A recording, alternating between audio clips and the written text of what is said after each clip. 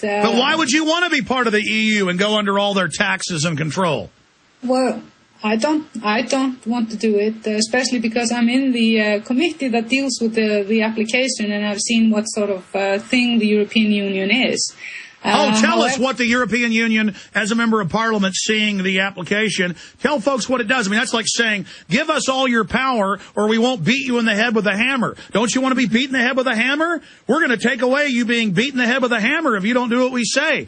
You know, I mean, it's ridiculous. It's like, if you don't do what we say, we're not going to make you eat 20 pounds of rotten meat. Well, it's a very strange organization, which is probably the heaven of bureaucrats. And the heaven of bureaucrats, yes. Yes. But the Social Democrats, who are the biggest party now, it's been their dream for a long time to join the European Union, so they put in the application. And they had sold the nation. That was another con. They sold the nation that, in order for us to see, what the European Union has to offer to us, we have to apply. But they did not tell us that it actually is an integrational process. And in the meanwhile, while we're really suffering from this financial collapse, we're spending so much money on this particular application, whereas you could get all the information about the deal without applying. Amazing. Absolutely. I mean, the EU is completely undemocratic. The bureaucrats will take you over. If you started saying you agreed with them and if you voted for it, you'd suddenly have some $500,000, $300,000 lavish job in Brussels. They're exempt from most of the taxes they levy on the countries. I mean, that's the mark of corruption, is when the government is exempt from the laws the people are under. Yeah. I totally agree. I don't think, in any way, if I work for the EU, this is not the right time to go and apply for membership because, we're on our knees. And that is not a good space to negotiate at all for a good deal. But if the banks still take over and loot you guys, the public's going to rise up again. Certainly your populations learned the lesson that standing up's the answer. Absolutely, and I really, really hope that if we can get support from people from around the world who are fed up with the same sort of, responsibilities they're given by the bankers, but basically, they're basically erasing the middle class.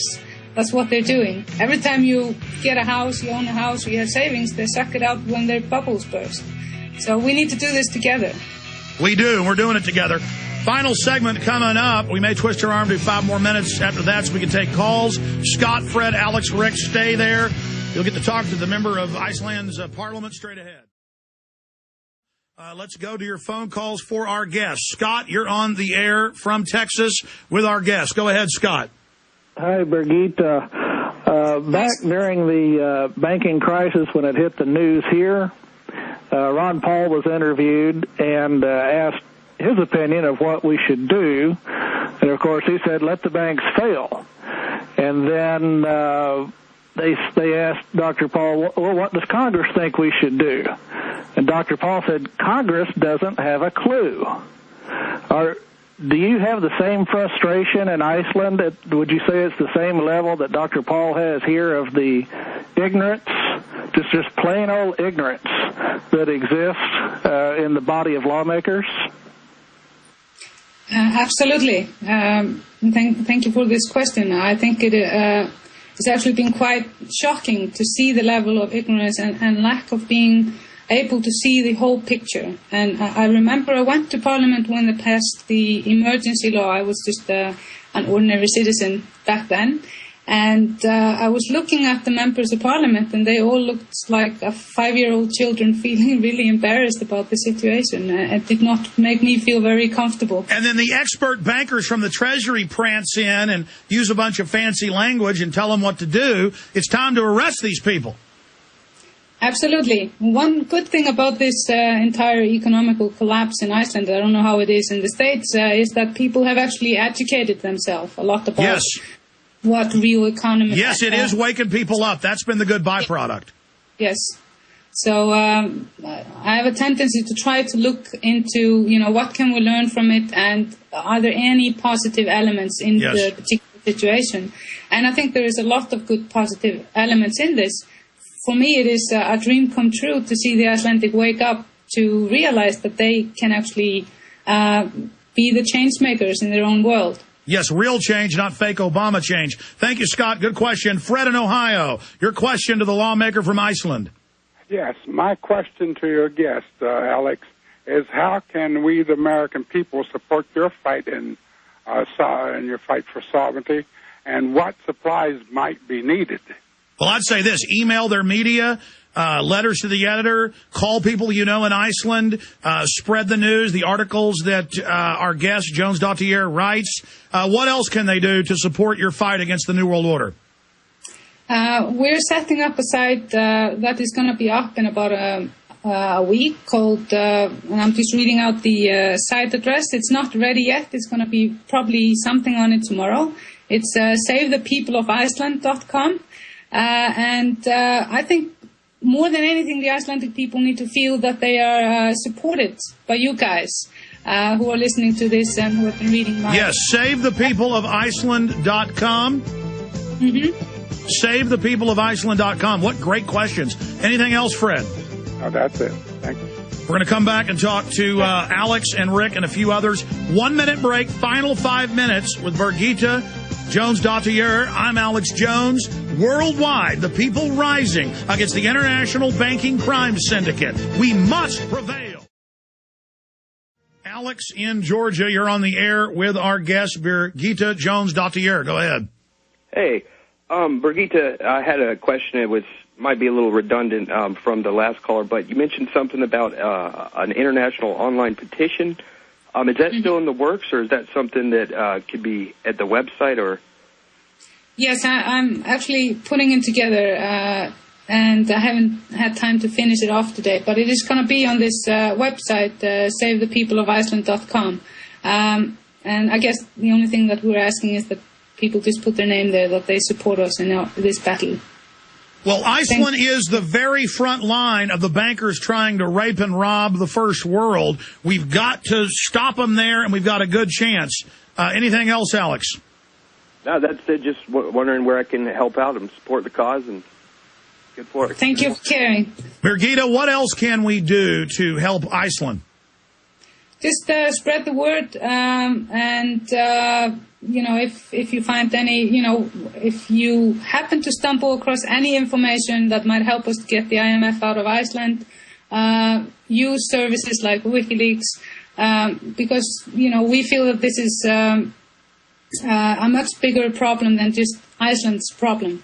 Like they said, experts in the European law have said that it is actually a question if we have any legal responsibility in it. It is a big legal question.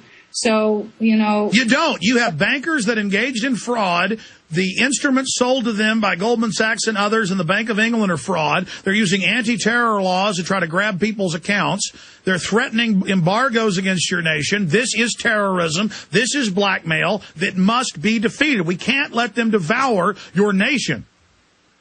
Absolutely true. And like I said, this might just be the beginning. We might be the first world country to suffer from this sort of attack. Well, we see Greece saying no. We see other nations saying no. We identify these frauds for what they are and let the banks fail. The people don't owe this debt. Thank you so much, Alex. Rick in California, you're on the air. Go ahead. Yeah, hey, thanks, Alex, for taking the call. Real quick, I see a lot on the media. I watch a lot. I listen to you guys. I listen to a lot of other news sources. The key thing I just was curious about is that you have a lot of these people now that are pushing for credit unions as like the new way to kind of help the economy or help defeat the banks in some way, shape, or form, of putting a run on the major banks. But isn't that kind of like the dog, or wagging the tail wagging the dog type scenario? Well, whatever you can do to decentralize, to get out of the big banks, to support local, it's all part of a process of learning and awakening to these parasites. Birgitta? Yeah, I totally agree. Actually, one of the first things that I did during the collapse of the banks was to see if there were any banks in Iceland that had not been, over-investing or, part of this big scam. And there were actually two banks that I found in Iceland, and they're in the countryside. So I moved. I actually didn't have much money, so I moved the little money I had and all my transactions over to there. And I encourage people not to participate in the big bank scams. I mean, the only way to change anything is to change your own ways. Absolutely, and I'm trying to do that as well. We have an operation that's international, so we do have some money in several big banks, but we're trying to move it into smaller banks. But that's a great idea. Thank you so much, Rick. I wish we could go to Randy and others, but we can't. We could talk to Catherine Austin Fitts coming up if you'd like. Birgitta Jónsdóttir, member of the Icelandic Parliament. We'll certainly have you back up as things unfold in this key battleground sector that you're in. And we thank God that great people like yourself have been risen up to the fore in this key juncture in human society. So we appreciate your fight for liberty and justice and the truth, and we are with the people of Iceland against this tyranny. God bless you. God bless you. Thank you.